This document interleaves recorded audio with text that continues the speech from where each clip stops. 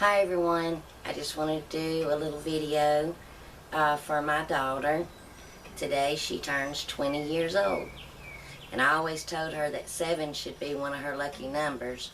She was born on 7/17 and at 7:07 a.m. So all them 7s, that needs to be your lucky number. But that just means I'm old. She's not a teenager no more. So, Nikki, I just want to let you know that we love you, and we're proud of you. We're proud of the young lady that you became. You're very strong. She's very strong-willed. And that cat, that stray cat that has made my house his home, has came up on the porch. So let me fix the camera. No. Come over here. Come over here. Stop. Go. Come on. Come over here. Come over here. But, anyway, she's rubbing up against the tripod leg, so she's moving the camera. Please stop.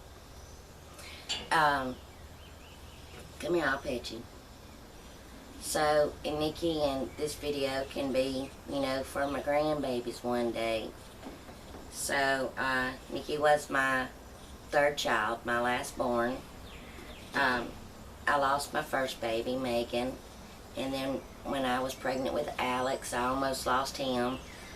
Total bed rest until I was 36 weeks pregnant on a home monitoring system with a nurse calling me every day, and until I was, and on a medication to help stop the contractions.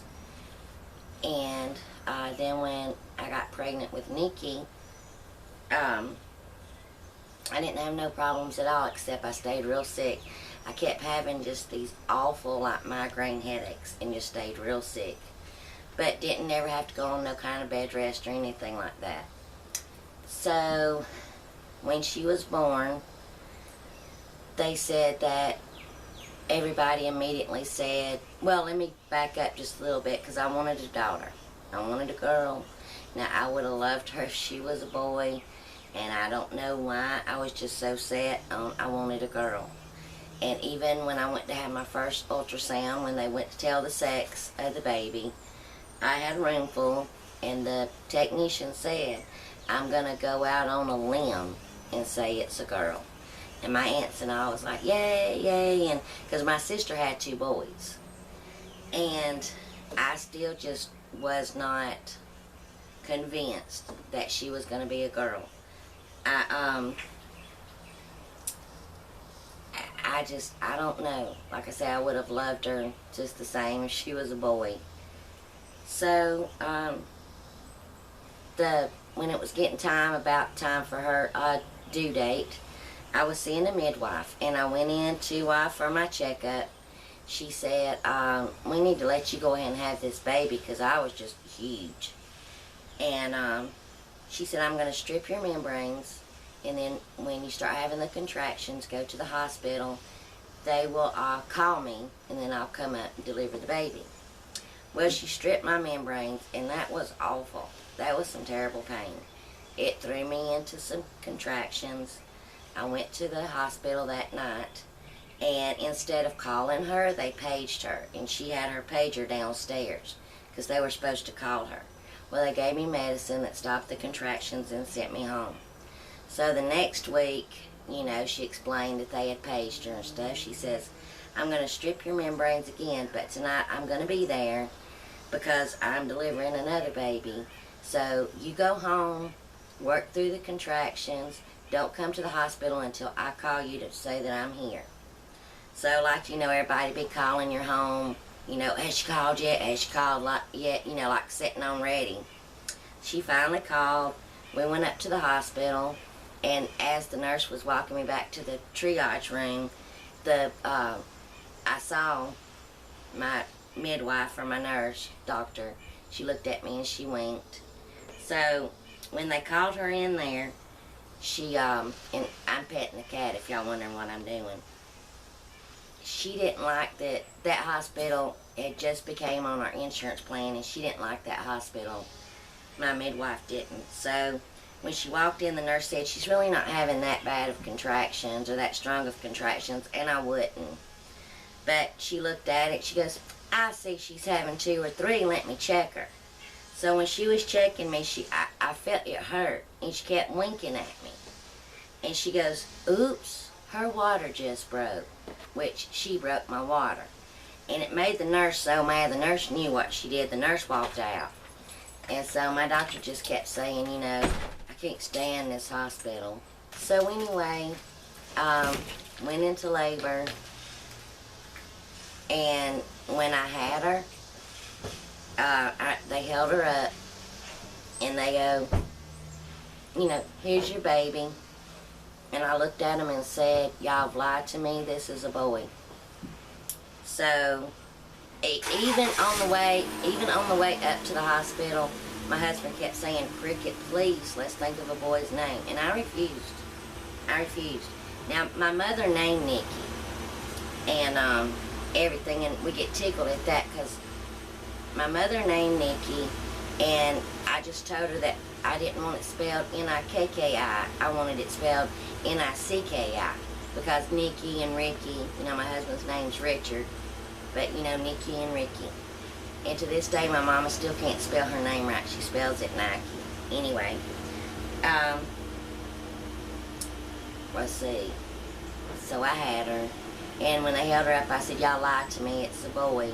My aunt moved the umbilical cord and said, look again. So I had my little girl, but immediately something in me changed.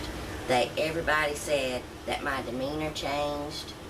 You know, I'm this happy-go-lucky person, and all of a sudden I was withdrawn. It was the poison in my body, but they didn't catch it yet. I don't really remember much. I remember I was sick, so sick, running fevers, throwing up. Awful, more worse headaches than migraines.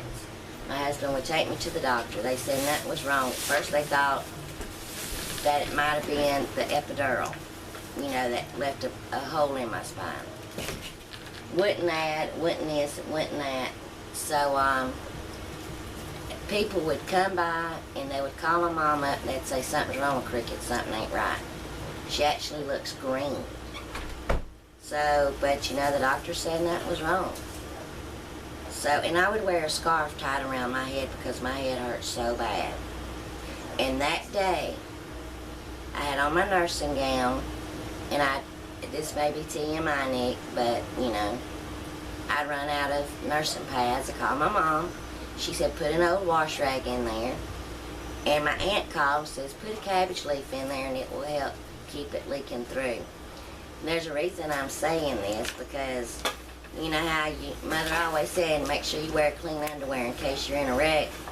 Well, dummy me did that. And the night that I almost died, I went to the hospital with an old bra with wash rags and cabbage leaf stuffed down in there. I know, probably TMI, but you'll laugh at that. So, 2 weeks went by when Nikki was 2 weeks old. Like I say, kept going to the doctors and everything. That night, when Richard got home from work, and I'm just going to be honest, this is the way it really rolled. He cooked supper and everything, and he said, he got upset, he was mad. He said, because I walked around with that scarf just tied on my head. He said, I'm sick of this, you need to shake whatever it is. I've taken you to the doctor, they say nothing's wrong with you. I'm tired of working all day and having to come home and do all of this. And he yanked the scarf off my head. He said, looked at him and I said, if you don't like it, you can just leave. I picked up my plate, walked in the living room, and was looking down in the bassinet at Nikki. He said, all of a sudden, I threw my plate like a frisbee, did a complete turn, hit the ground, blood coming out of my mouth, I'm jerking all over. He's on the phone with 911. They thought maybe I was choking on something. They go, no. He goes, no, she's not choking. She's not responding. And he said, at that time, I looked up after that episode and I said, are you my daddy? And I kept just going, daddy, daddy, mama, mama. And Richard said all he kept saying is, don't you die on me, don't you die on me, don't you die on me. because I was dying. And he had called my mom, he had called my aunt, and all. They said this road was just filled with cars, people coming over. You know, my aunt screaming, she thought I had an aneurysm or something. I did not know who nobody was. So when they was putting me in the ambulance, they said I went into another grand mal seizure. And because I didn't know who I was, I didn't know who nobody was, they said they was trying to get IV stuck in me. But they said I was taking grown men. My mama watched me and was throwing them. They said as soon as another one would come, I'd take it. They said I was just throwing these 2 grown men just across the ambulance. And I kept going, Daddy, Mama, where's my mama? Where's my mama? And she kept hollering, I'm right here, baby, I'm right here. And they let her ride to the hospital with me. Forward wind to the hospital, Richard said on his way to the hospital, my aunt jumped in the car with him, and the car was dead on empty. You know, he didn't even grab his wallet or nothing. They had to stop and get gas and stuff. They get me stable, and they let Richard come in to see me. They said when Richard walked in, I looked at him and I said, are you my daddy? He said, no, I am your husband. My name is Richard, and Alex and Nikki are fine. I said, what? You're my what? Who is Nikki? He said, Nikki is our baby girl. We just had a baby. I said, no, I didn't. Who are you? Where's my daddy? Where's my mama? I don't have a baby. And they said that monitors started going off and everything, and blood pressure started rising because I didn't know who nobody was. I knew one person. That was Alex. So they sent, and Alex was 3. And they sent my mom in. And I looked at her, I said, are you my mama? She said, yes, baby, I'm your mother. Well, I must have trusted her to remember to say, and I might have told some things that really didn't happen. But she still tried to convince me that I was married and I had a baby, but I just didn't know. I know after that my aunts and all would come in with pictures of Nikki and stuff, but I didn't know. So they said my mama walked out of the room, and they was saying, you know, how what's wrong with her? She has no memory. She's lost all of her memory. And they said my mama was sitting there smoking, saying, looked at my husband and said, she's remembering more than you think she does, because evidently I done said what Richard did. So anyway, from what I can remember, I came to 3 days later in intensive care with a doctor. I had these sponge things on sticks because I done ate off half of my tongue. They said it was just hanging like raw meat. So they had my mouth packed. I had monitors, wires, needles, everything in me, with the doctor telling me that I almost didn't make it. So, and they ran all kind of tests and stuff, so they ruled it out as eclampsia. You know, one specialist said, no, you can't have eclampsia 2 weeks after pregnancy, but it was eclampsia. So I got better. They sent me home. My mom had had a vacation planned to Jamaica, my mama's stepdad. My dad and stepmom was all into the Olympics because the Olympics was in town. And my aunts had had a vacation in Florida. You know, it was July. So they thought, okay, we'll leave, everything's fine. So about a week later, I remember I woke up in the middle of the night, sick as a dog. I didn't feel right. I felt funny. And, you know, back then they had the baby thermometers that you stick in your ear and click, so I just used the baby thermometer. Still don't really remember. I remember this part. My temperature was over 104. And I went to the bathroom, and I had my head just leaned over like this. And when I turned on the light switch and looked up, I started screaming. My skin had just these welts in there with skin peeling off, and just, I started screaming. And I woke Richard up, called the doctor. She said, you get to the hospital right now. So we go walking in the hospital, and they see a newborn baby coming in. They tell Richard, stop. Newborns are not allowed in here. And the nurse wasn't even looking at me. She kept going, your name, your name. I said, look at me. She said, and I said, what's your name? I said, look at me. And she goes, oh my gosh, I know who you are. And there's that look on her face. And I mean, she was stat, get out here, stat, she's here. They start sticking me with needles. I had a severe, almost death allergic reaction to the seizure medication. So it's 3 o'clock in the morning. So who does Richard call? The only one that's in town, my mama, Kathy. And y'all know she just passed away. Here she comes, bless her heart, can't even see that good at night. So she had Alex and Nikki. I'm back there all alone. I'm about to die again. I'm terrified. I don't know who people are still. So my aunt said they pulled it when they got home. They pulled up at a gas station and saw Mama there with the kids, and they said, "What's wrong with Cricket?" Mama says she's about died again. She's at the hospital. So that threw me into a lot of health issues, and I still struggle with agoraphobia and everything. I mean, for 2 years I didn't even leave the house. So yes, I know who my daughter is, you know, now. I've lost memory of around 4 months.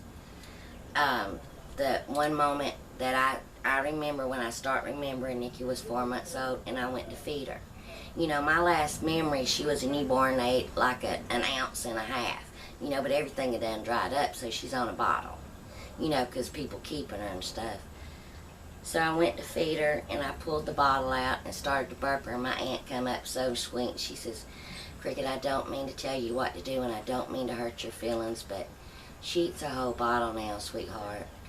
I just started crying. I'm like, here I've lost all of these memories. But I want to thank the Lord. I'm alive, and I have my baby girl. I have my son, you know, and my mama in my dream that I told y'all about, let me see my Megan. So, Nikki, you know, I love you, and I fought hard to stay with you. I fought hard to stay with you, to be yours and Alex's mom. And I love you with all of my heart. And even though we seem to fight all the time and stay at each other, that must be a mother-daughter thing. I don't know. You're precious. You've come into a beautiful young lady. I love you.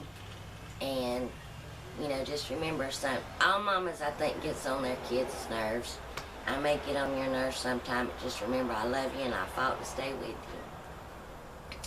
And so, real quick, I'm going to share, I always had a video camera stuck in my kids' face, always. So I'm going to share 2 of my favorite clips. It's Nikki when you turned 1 year old. Alex had wanted to sing happy birthday to you. And he called you Mickey for the longest. He couldn't say Nikki. I guess he thought your name was Mickey. So when everybody started singing happy birthday, he pitched a fit because he wanted to sing happy birthday. So I'm going to share that clip. And then when you was around 3 years old yourself, you didn't like nothing that you got in your stocking that Christmas. I don't show the whole thing, but like you was, oh, here's, you know, here's this. Here, Alex, you can have this. And here's an apple for my mama, you know, but you never complained. But when you reached your hand in and found the walnut, and with your little prim or proper little voice and the way you enunciated, and you go, ew, a walnut. What's a walnut? So I'm going to share that. And just remember, Nikki, I love you. I will always be here for you. And buddy, we fought. I fought the good fight so I could raise you. And I'm very proud of you. And I love you and Alex more than you will ever know. I love y'all forever and ever and ever stop. And just, I'm very proud of you. I love you, my sweet baby girl.